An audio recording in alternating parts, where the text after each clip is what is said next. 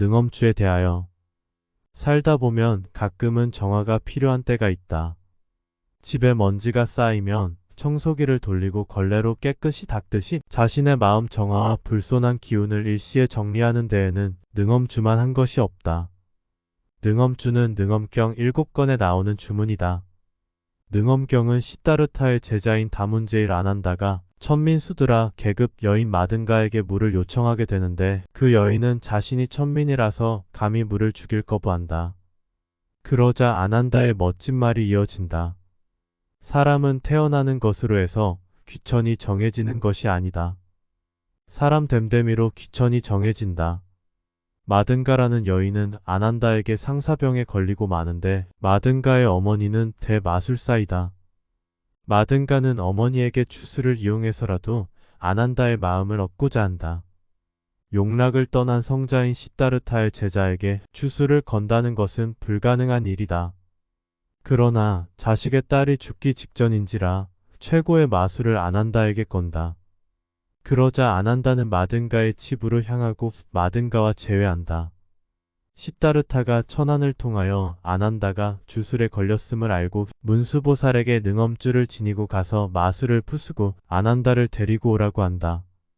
결국 능엄주에 의해 마든가의 어머니 주술은 파괴되고 아난다는 불법에 기해한다는 마든가를 데리고 시다르타 앞에 선다. 그러자 시다르타는 부정관에 대하여 설한다. 이 길을 가고 있는 사람들도 부정관이냐, 긍정관이냐, 부정관으로 살아야 하느냐, 긍정관으로 살아야 하느냐, 깨침은 또 어떻게 되어야 하는 등 만감이 교차할 것이다.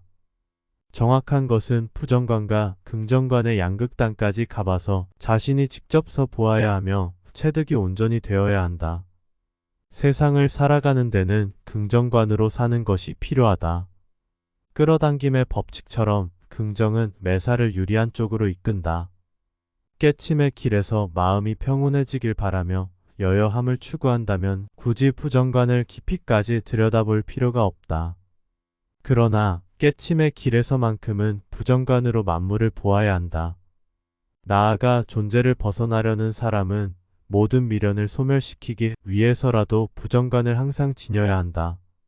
긍정관이 깊어지면 살아가기엔 편해도 미련에 끌려 존재를 벗어날 수 없게 된다.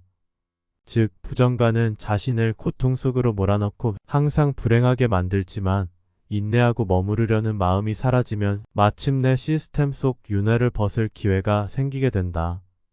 존재라고 하는 것은 자신이 선호하는 방향으로 흐르는 경향이 있다. 긍정관이면 순리적으로 윤회를 하게 되며 부정관이면 역행하여 윤회를 끊을 기회가 온다. 이러한 부정관은 관념적 감정적 이어서는 안 되고 이론적 이치적 시스템적 부정관이어야 한다.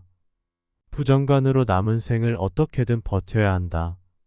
자신의 오음과 자신이 존재하고 있음에 진실로 절망하여야 한다.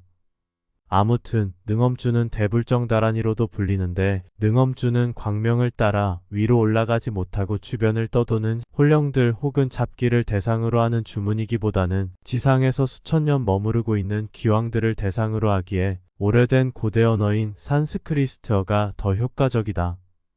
우리가 주문을 외우거나 주술이나 마법을 쓴다는 것은 무언가 자신의 욕망을 채운다거나 저주를 이용할 때는 그에 상응하는 대가가 따라오지만 악령을 퇴치하거나 타인을 기쁘게 하는 용도로 쓴다면 척박한 세상을 살아가는데 유용한 방편이 될 것이다. 능엄주의 첫 구절은 열의 머리를 덮는 흰 비단 덮개라 불리는 무적의 저주를 막는 다란이라고 시작한다. 즉 붓다의 머리를 덮는 흰 비단처럼 저주나 주술을 막는 최상의 주문이다. 앞부분에는 모든 수행의 경지에 오른 분들과 붓다와 신들에 대한 기회이다. 다음은 모든 악령으로부터 수호해주기를 기원한다. 뒤로는 모든 악한 주문들을 절단하고 결박해버린다. 마지막 문장은 옴불이여 빛나는 것이여 용감한 금강저여 주문을 결박하라 금강수여 이다. 무신론자의 입장에서는 뭔 바보 같은 헛소리냐 할 것이다. 영혼과 신 그들의 존재 여부는 각자의 몫이다.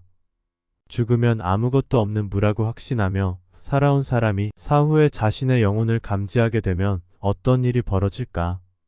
물론 그야 그때 가서 알아서 대처하면 될 것이라고 할 것이다. 그러나 이미 그때는 늦은 것이다. 그래서 육신으로 있을 때 바른 깨침이 와야 한다. 반대로 사후에 죽었는데 정말 무가 된다면 번거롭지 않고 그보다 고마운 일이 어디 있겠는가? 그러나 사후에 무가 되어 소멸할 가능성은 거의 없다. 왜냐하면 만들어진 자로서의 인간의 역할이 아직 안 끝났기 때문이다. 끝으로 인류 대부분은 긍정관과 부정관을 9대1 정도로 지니게끔 만들어졌다. 저울의 추를 5대5 정도로 의도적으로 맞추어야 한다. 다만 이때는 일상생활에 지장이 없을 정도의 감정만 허용된다.